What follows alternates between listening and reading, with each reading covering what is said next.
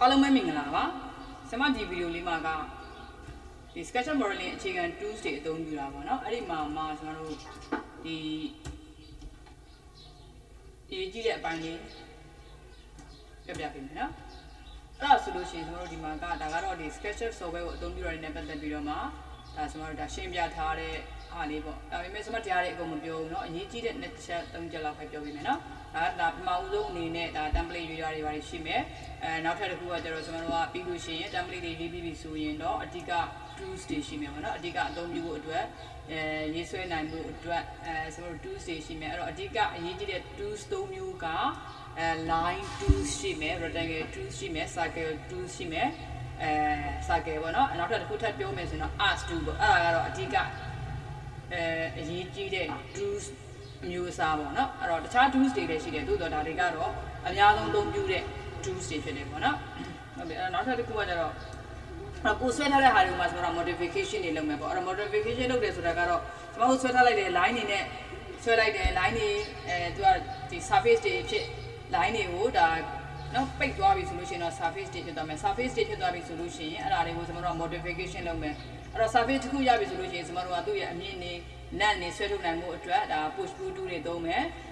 move tool တွေနဲ့ဒါကိုကျတဲ့နေရာတွေရွှေ့မယ်ရွှေ့မယ်နောက်တစ်ခုကကျတော့ပွားတာတွေလည်း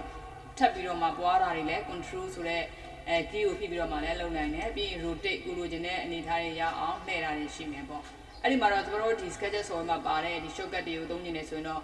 push tool ကိုသုံးရင်တော့ P ရှိမယ် move tool ကိုသုံးရင်တော့ M ရှိမယ် rotate tool ကိုသုံးရင်တော့ Q ဆိုတဲ့ shortcut key တွေရိုက်ပြီးတော့သုံးလို့ရတယ်လို့ large tool set တွေမှာရှိနေတဲ့ကျွန်တော်တို့ဒီဟာเนาะဒီမှာဒါ large tool set ပဲဒီထဲထဲမှာမြင်နေရတဲ့ဒါဆိုရင်ဒါ move tool ဖြစ်တယ်ဒါဆိုရင် push tool ပေါ့เนาะဒါမြင်ရတယ်ဆိုเนาะကျွန်တော် push tool ရှိမယ်ဒါကတော့ rotate ရှိမယ်ပေါ့เนาะဒီလိုလေးတွေသွားလိုက်မယ်ဆိုလည်းရတယ်လို့ဆမကခုနကပြောခဲ့တဲ့ shortcut key လေးတွေသုံးမယ်ဆိုရင်လည်းရတယ်ဟုတ်ပြီနောက်ထပ်တစ်ခုထပ်သွားမယ်เนาะဒါဆမကဟိုပေါ့အကျဉ်းချင်းလေးပြောပြပေးတာနောက်ထပ်တစ်ခု scale tool တွေရှိမယ်ပေါ့အဲ့တော့တိုင်းတာနဲ့ measurement tools တွေရှိမယ်အဲ့ဒါမှကျွန်တော် tip ရှိမယ် dimension အရွယ်အစားတွေသတ်မှတ်ဖို့အတွက် tools တွေရှိမယ်ဟုတ်ပြီအဲ့ဒါဆိုလို့ရင်ကျွန်တော်ကအဲ့တော့ထားလိုက်တော့ဆမခုပြောမဲ့ဟာက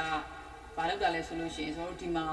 exit တွေပေါ့နော် exit တွေကို fix လုပ်ဖို့အတွက်ကျွန်တော်တို့ဒီ keyboard ကနေမှ arrow key တွေကိုသုံးတာလေးကိုဒါဒီ video လေးမှာအဓိကထားတွေ့နေတာပါဒါကတော့အပေါ်မှာကျွန်မကဒီ basic tool တွေရဲ့အသုံးပြုတဲ့အခြေခံလေးကိုနည်းနည်းလေးအကြမ်းလေးပြပြပေးရဖြစ်ပါတယ်ဟုတ်ပြီအဲ့ဒါဆိုရင်ကျွန်တော်တို့ဒီမှာကဟိုပေါ့ exit တွေကို fix လုပ်ဖို့အတွက်ဒီ keyboard ကနေမှကျွန်တော်တို့ဒီ keyboard ကနေမှ arrow key တွေနဲ့ fix လုပ်လို့ရတာလေးကိုကျွန်မဒီမှာပြပြပေးမယ်ပေါ့နော်အဲ့ဒါကဒီမှာ solution component ရှိမယ် group ရှိမယ် material ကတ်တာတွေရှိမယ်ဒီမှာပေါ့နော်ဒီဟာလေးပြောနေတာပေါ့အဲ့တော့ shortcut key တွေကိုအလွတ်ကျက်ပေါ့ဒါမကျက်လို့လည်းရပါတယ်เนาะဒါကတော့ကျွန်တော်တို့လိုအပ်ရင်သုံးလို့ရအောင်ထည့်ရေးပေးထားတာပါ shortcut key တွေကတော့ကျွန်တော်တို့ဒီ large users တွေကနေပဲယူပြီးသုံးတာများပါတယ်เนาะကျွန်မလည်း shortcut တော့မသုံးပြဘူးတိတ်ပြီးတော့ဒီ large users တွေဒီကျွန်တော်တို့ဒီ tools တွေမြင်နေရတဲ့အတိုင်းအတာတွေကနေမှာဒီ tool bar တွေကနေပဲယူသုံးတာများပါတယ်เนาะအဲ့ပြီးအဲ့ဒါဆိုလို့ရှိရင်နောက်ထပ်တစ်ခုကကျတော့ဒီ scroll wheel နဲ့ဒါ mouse ကနေမှာဆိုတော့အလယ်မှာရှိနေတဲ့ scroll wheel နဲ့ view တွေเนาะပြောင်းတာပေါ့เนาะ view တွေကိုလိုချင်တဲ့ view တွေပြောင်းတာပေါ့arrow key စမခုနပြောချင်တဲ့ဟာရောက်လာပြီပေါ့เนาะ arrow key ပုံမှာရှိနေတဲ့ arrow တွေနဲ့ exist တွေကိုကျွန်တော်တို့က change လို့ရတယ် exist တွေကကျတော့ကျွန်တော်တို့ဒီမှာဆိုလို့ရှိရင်ဒီ SketchUp software မှာဆိုရင် exist 3ခုရှိတယ်ပေါ့เนาะ x တန်ဖိုးဆိုတဲ့အနီရောင် exist ရှိမယ် y တန်ဖိုးဖြစ်တဲ့အစိမ်းရောင် exit ရှိမယ်အမြင့် z တန်ဖိုးဖြစ်တဲ့အပြာရောင် exit ရှိမယ်အဲ့ exit သုံးခုကိုကျွန်တော်တို့ကကိုလိုချင်သလိုလေးအသုံးပြုလို့ရအောင်ဒီ keyboard ကနေမှ arrow key လေးနဲ့fix လုပ်လို့ရတယ်ပေါ့နော် change လို့ရတယ်ပေါ့အဲ့ဒါဆိုရင်ကျွန်မကဥပမာ rectangle ဆိုတဲ့ဒီ tool เนาะဒီဟွာပေါ့နော်ဒီ drawing tools တစ်ခုကိုရွေးလိုက်ဒီမှာနော် last two sets တွေမှာကျွန်မ drawing tool တစ်ခုကိုရွေးလိုက်တယ်ဟုတ်ပြီအဲ့တော့အခုလက်ရှိမြင်နေရတာကကျွန်တော်ဒီမှာအစိမ်းရောင်နဲ့ပြအစိမ်းရောင်နဲ့ပြမယ်ဆိုလို့ရှိရင်သူထွက်လာမယ့်အနေအထားကဒီလိုဖြစ်မှာပေါ့ကျွန်တော်ဆိုလိုက်တဲ့ rectangle ဒီပုံရမယ်ဟုတ်ကဲ့နောက်ထပ်တစ်ခုကျွန်မဆက်သွားမယ်ဟုတ်ပြီနော်အဲ့တော့တစ်ခုကကျွန်တော် rectangle ဝဲယူတယ်အခုဒီကပြတာလဲအစိမ်းနဲ့ပြတယ်သို့တော်ဆမ်မကဒီကအစိမ်းနဲ့မသွားခြင်းဘူးကျွန်တော်အနီရောင်နဲ့လိုချင်တယ်ဟုတ်ပြီနော်အဲ့ဒါဆိုရင်ဆမ်မက keyboard ကနေမှဒီမှာဟွာပေါ့နော်စမတို့ဒီဟွာပေါ့ညာဘက်ပေါ့နော်ညာဘက်right arrow key ကိုနှိပ်လိုက်တယ်ဆမ်မဒါဆိုရင်ဆမ်မအလိုချင်တဲ့အနီရောင် exit အတိုင်းသူက rectangle ကိုဆွဲပေးမှာပေါ့အဲ့ဒီလိုပေါ့ဒါ exit ချိန်လိုက်တာအဓိကပြောချင်တာကကျွန်တော်တို့ short ဟို exit တွေကိုပြောင်းရင်ကျွန်တော်တို့ keyboard ကနေမှပြောင်းလို့ရတယ်လို့ပြောချင်တာပေါ့ဒါဆိုရင်ကျွန်မညာဘက် arrow key ကိုနှိပ်လိုက်တဲ့အချိန်မှာအနီအောင် exit ကိုပြောင်းသွားတယ်ပေါ့အဲ့တော့ဘယ်လိုပဲကိုလိုချင်ဒီမှာရှိနေတဲ့ exit လေးတွေကိုchange ကြည့်လို့ရတယ်ပေါ့နော်အဲ့ဒါဆိုရင်ကျွန်မပြန်ဆွဲပေးမယ်နော်အဲ့တော့ဒီမှာဘာမှမထောက်သေးဘူးနော် rectangle 2ကိုယူတယ်ဒီမှာဟွာပဲရှိသေးတယ်အဲ့တော့သူကလောလောဆယ်ခုအပြာရောင်ပြတယ်ဆမက mouse ကနေမှ click လက်တစ်ချက်မှမချသေးဘူးသို့သော်ဆမက exit change နေတယ်အဲ့တော့အနီရောင်ပြန်ချင်းပြမယ်ညာဘက်ကိုပြနေတော့ arrow key လို့နှိပ်လိုက်တယ် okay ဒါဆိုရင်ဒီမှာတော့အနီရောင်လေးပြလာဟုတ်တယ်နော်အဲ့ဒါဆိုရင်ဒီမှာတူတူလေးဆွဲပေးလိုက်ရင်ဒါဆမတို့ကအနီရောင်နဲ့ဒီမှာနော် exit နဲ့ရလာမယ်ဒါတော့ကဆမတို့က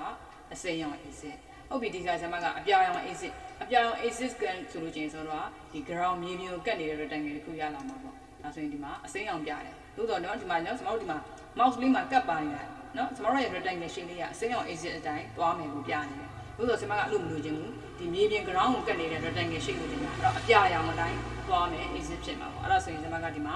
keyboard ကနေမှဒီမှာပေါ့နော်ဒီမှာပေါ့ကိုအလွတ်မရသေးရင်တော့နှိပ်ကြည့်လိုက်ပါနော် right arrow ရှိမယ် left arrow ရှိမယ်ပြီး up arrow ရှိမယ်ပေါ့ဒါဆိုကျွန်မခု up arrow ကိုနှိပ်လိုက်တာနော်အပေါ်ပြနေတဲ့ arrow key ကိုနှိပ်လိုက်တဲ့ချိန်မှာဒီမှာအပြာရောင် exit ပြတယ်အဲဒါဆိုအခုကျွန်မဆွဲမဲ့ rectangle လေးဒီမှာအပြာရောင်လေးတိုင်းဒီမြေပြင်ကိုကတ်နေတဲ့ rectangle shape တစ်ခုကိုရေးဆွဲလို့ရပါတယ်ပေါ့နော်ဟုတ်ပြီဒါဆိုလို့ရင်ကျွန်မက selection 2ကိုယူပြီးထွက်လိုက်မယ် okay ဒါဆိုရင်ကျွန်တော်တို့ကပုံစံ3မျိုးဆွဲလို့ရတယ်နော်ဒါဆိုရင်ကျွန်တော်တို့အစိမ်းရောင် exit တိုင်းဆွဲလိုက်တဲ့အခါမှာဒီမှာဝင်ယူချိန်ပြီးတော့မှဆွဲလိုက်တော့ဒီလိုပုံစံရတယ်အဲ့တော့ကိုကဘလို့ပုံစံမျိုးလိုချင်တာလဲပေါ့ကိုလိုချင်တဲ့ပုံစံတိုင်းကိုဒီ keyboard ကနေမှ arrow key လေးတွေနှိပ်ပြီးတော့မှ exit ချိန်လို့ရတယ်လို့ပြောချင်တာဒါဟုတ်ပြီနော်အဲ့ဒါဆိုဒီမှာတစ်ခေါက်ဆွဲလိုက်မယ်အဲ့ဒါဆိုရင် rectangle 2ယူတယ်ဒီမှာအပြာရောင်တိုင်းတစ်ခုဆွဲမယ်နောက်ထပ်တစ်ခုဒီမှာကစမ exit ချိန်လိုက်မယ်